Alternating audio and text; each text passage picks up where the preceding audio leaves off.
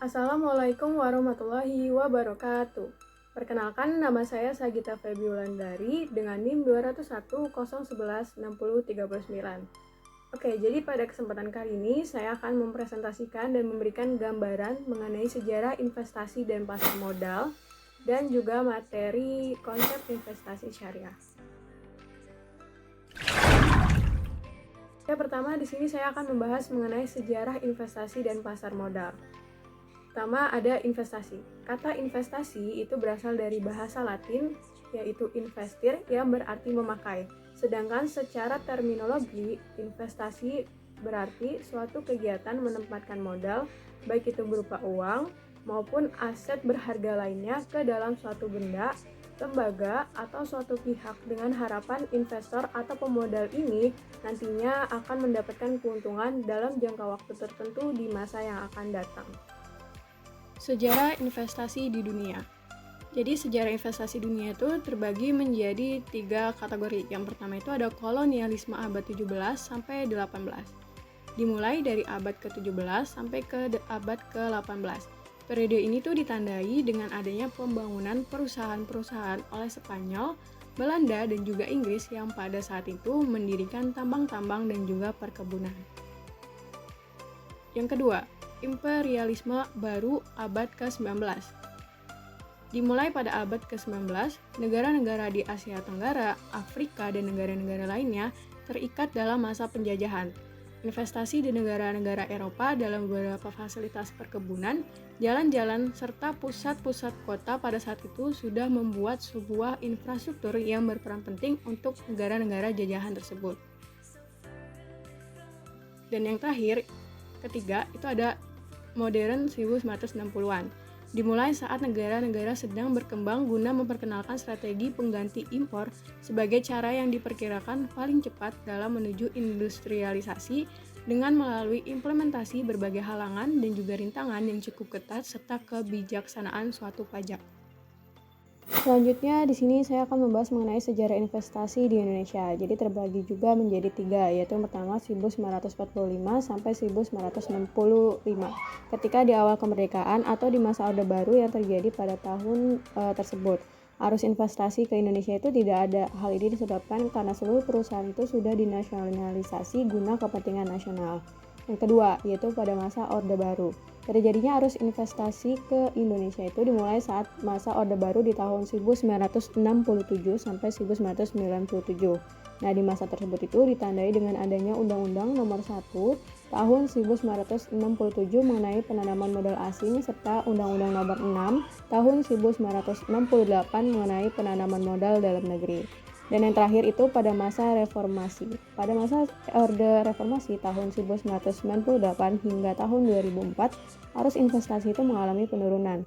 Hal ini dapat dilihat dari jumlah investasi yang masuk ke Indonesia, yaitu sangat sedikit. Nah, pada awal tahun 1997 merupakan awal pertumbuhan negatif investasi asing. Lalu di tahun 1999 adanya suatu catatan yang buruk bagi investasi karena terjadi penurunan yang secara terus-menerus sampai tahun 2003. Berikutnya di sini saya akan membahas mengenai pasar modal. Jadi sebelum masuk ke dalam pasar modal produknya, mekanismenya, dan sejarahnya, di sini saya akan membahas mengenai definisi pasar modal. Menurut Undang-Undang Nomor 8 Tahun 1995 tentang pasar modal didefinisikan sebagai kegiatan yang bersangkutan dengan penawaran umum dan perdagangan efek, perusahaan publik yang berkaitan dengan efek yang diterbitkannya, serta lembaga dan profesi yang berkaitan dengan efek. Maka dari itu, berdasarkan definisi tersebut, terminologi pasar modal syariah dapat diartikan sebagai kegiatan dalam pasar modal sebagaimana yang diatur dalam UU PM, yaitu Undang-Undang Pasar Modal, yang tidak bertentangan dengan prinsip syariah. Adapun kedudukan pasar modal dalam sistem keuangan adalah pasar modal itu merupakan salah satu komponen penting dalam sistem keuangan suatu negara. Pasar modal memiliki fungsi sebagai sarana untuk bisa mempertemukan antara investor yang memiliki kelebihan dana dengan pihak yang membutuhkan dana, sehingga pasar modal ini menjadi jembatan antara mereka berdua, yaitu contohnya seperti perusahaan atau pemerintah yang membutuhkan dana untuk membiayai kegiatan operasional atau proyek-proyek yang sedang berjalan. Adapun produk-produk yang ada dalam pasar modal itu terbagi menjadi 2 berdasarkan cara investasinya. Jadi yang pertama itu produk pasar modal dengan cara investasi langsung, itu ada saham dan obligasi. Dan yang kedua itu ada produk pasar modal dengan cara investasi tidak langsung, yaitu melalui reksadana. Oke, masuk ke dalam studi kasus mengenai permasalahan gagal bayar yang dialami oleh PT Jiwasraya. Jadi Ketua BPK RI Agung Firman Sampurna itu menuturkan bahwa penyebab utama gagal bayar Jiwasraya ini adalah karena kesalahan mengolah investasi di dalam perusahaan. Jiwasraya ini kerap menaruh dana di saham-saham yang berkinerja buruk, yang berakibat tidak mampunya membayar polis asuransi produk GS Savings Plan. Kemudian pada bulan November 2019, Kementerian BUMN di bawah kepemimpinan Erick Thohir mengaku melaporkan adanya indikasi kecurangan di Jiwasraya ke Kejaksaan Agung. Hal itu dilakukan setelah pemerintah itu melihat secara rinci laporan keuangan perusahaan yang dinilai tidak transparan. Kemudian di sisi lain, hasil dari pemeriksaan BPK yang dilakukan sejak tahun 2006, diketahui bahwa Jiwasraya ini melakukan pembukuan laba semu yang dilakukan dengan cara akuntansi yang direkayasa, atau yang dengan istilah yang dikenal dengan Windows dressing. Sedangkan keadaan keuangan itu menjelaskan bahwa perusahaannya sedang mengalami kesulitan dalam keuangannya. Misalnya kerugian negara yang disebabkan oleh penyelewengan dalam menjalankan usaha di bidang pasar modal. Pada kasus tersebut menandakan sebenarnya peranan pasar modal bagi perekonomian di Indonesia itu sangat vital, sangat penting. Pasar modal itu akan sangat menguntungkan negara jika tidak ada penyelewengan di dalamnya. Kemudian jika kita melihat pada aspek lainnya, kita akan menemukan bahwa kasus yang menimpa PT Asuransi Jiwasraya ini bukan hanya seputar tindak pidana pasar modal, namun juga tindak pidana korupsi yang pengaturannya itu diatur khusus dalam Undang-Undang Nomor 31 Tahun 1999 tentang pemberantasan tindak pidana korupsi dan juga pencucian uang Nomor 80 Tahun 2010 tentang pencegahan dan pemberantasan tindak pidana pencucian uang. Hal ini dijelaskan di dalam artikel yang menyebutkan salah satu komisaris dari PT Hanson Internal Tbk Beni Cokro Saputro terbukti bersalah melakukan tindak pidana korupsi. Nah, seperti yang telah dipaparkan sebelumnya secara teori dan kondisi realnya, bahwa memang kedudukan pasar modal itu menjadi sangat penting terutama bagi masyarakat itu sendiri. Adanya kejahatan di dalam bidang pasar modal atau bidang perbankan misalnya tentunya dapat memberikan pengaruh terhadap perekonomian, kestabilan moneter, dan kepercayaan masyarakat sehingga berpengaruh pada besaran harga saham, suku bunga, serta nilai tukar. Pasar modal sendiri itu kan memiliki fungsi sebagai lembaga perantara yang memiliki peran penting. Oleh karena itu, pasar modal bisa menunjang perekonomian sebab bisa menjadi penghubung pihak yang membutuhkan dana dengan pihak yang mempunyai kelebihan dana. Di samping itu juga dengan adanya pasar modal bisa mendorong tercipta alokasi dana yang efisien, yang mana secara tidak langsung pasar modal ini akan berguna sekali bagi masyarakat di Indonesia. Oke, berikutnya saya akan membahas mengenai konsep investasi syariah. Jadi, investasi adalah suatu kegiatan penanaman modal atau aset selama periode tertentu dengan tujuan untuk meraih keuntungan di masa yang akan mendatang. Sedangkan dalam pandangan Islam, investasi itu adalah suatu aktivitas penanaman atau pembiayaan modal untuk suatu bidang usaha tertentu, di mana usaha tersebut yang pastinya tidak akan melanggar prinsip-prinsip syariah, baik dari sisi objek maupun prosesnya. Adapun tujuan dari investasi syariah ini adalah melakukan penanaman modal dengan maksud menambah keuntungan dan juga mencari kelebihan nikmat Allah SWT. Adapun prinsip syariah dalam berinvestasi itu ada 4. Menurut Ahmad Ghazali, terdapat 4 prinsip yang harus diperhatikan oleh para pelaku investor. Yang pertama itu ada prinsip halal, ditinjau dari sisi tepat dan proses usaha di mana tidak terdapat unsur yang melanggar syar'i. Begitu juga dengan proses investasi yang harus dilakukan secara terbuka, baik ketika awal kesepakatan hingga dengan tahap pembagian keuntungan. Yang kedua, ada prinsip berkah. Prinsip berkah itu dapat dilakukan dengan cara menggunakan keuntungan secara produktif yang menghasilkan sehingga bisa bermanfaat untuk orang lain. Yang ketiga, di sini ada prinsip pertambahan nilai. Dalam prinsip ini, investor itu dituntut untuk selalu memperhatikan aspek kehalalan dan keberkahan dalam mencari keuntungan. Jadi untuk memperoleh keuntungan itu nggak boleh pakai cara-cara yang diharapkan oleh syariah.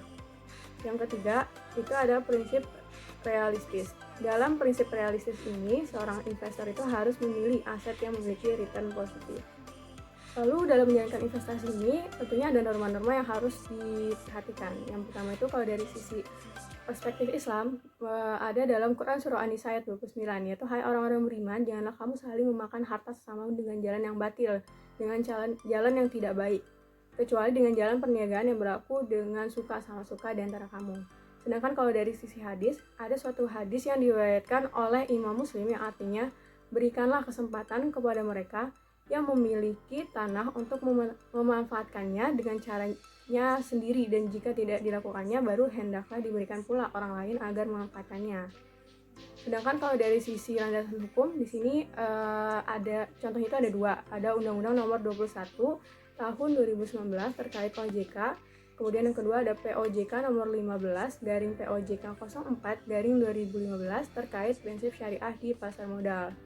Sedangkan kalau dari sisi fatwa DSM UI-nya di sini contohnya itu ada fatwa DSM Syariah Nasional nomor 80 garing DSM MUI garing 3 garing 2011 tentang penerapan prinsip syariah dalam mekanisme perdagangan efek bersifat ekuitas di pasar reguler bursa efek. Oke, jadi pola investasi syariah itu terbagi menjadi dua, yaitu ada pola penyertaan modal dan juga kemitraan. Penyertaan modal dibagi juga menjadi dua, yaitu ada equity participation dan quasi equity participation.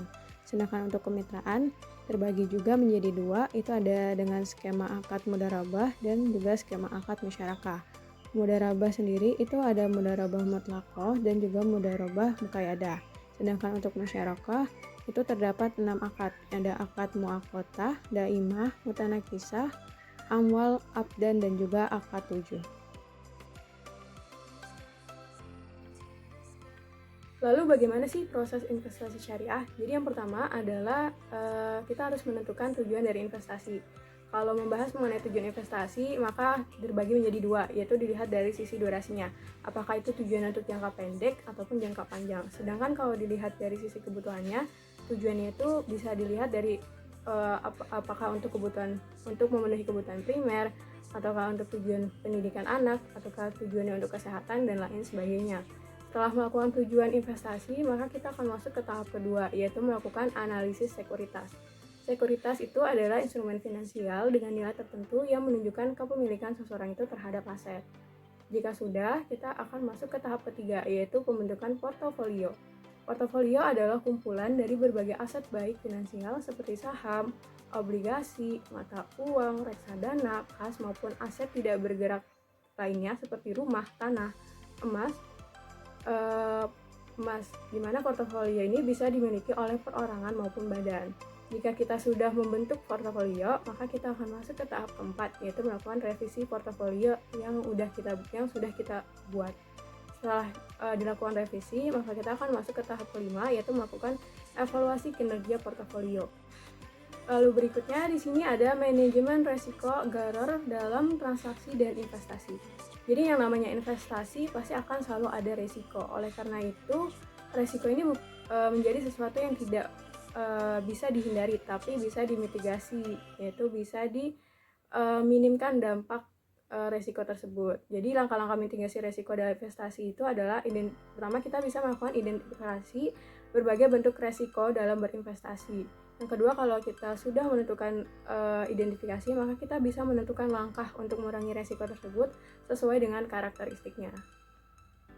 Nah, lalu jenis-jenis investor itu sendiri terbagi menjadi 4, yaitu ada investor konservatif, yang kedua ada investor moderat, yang ketiga ada investor agresif, dan yang keempat ada sleeping investor.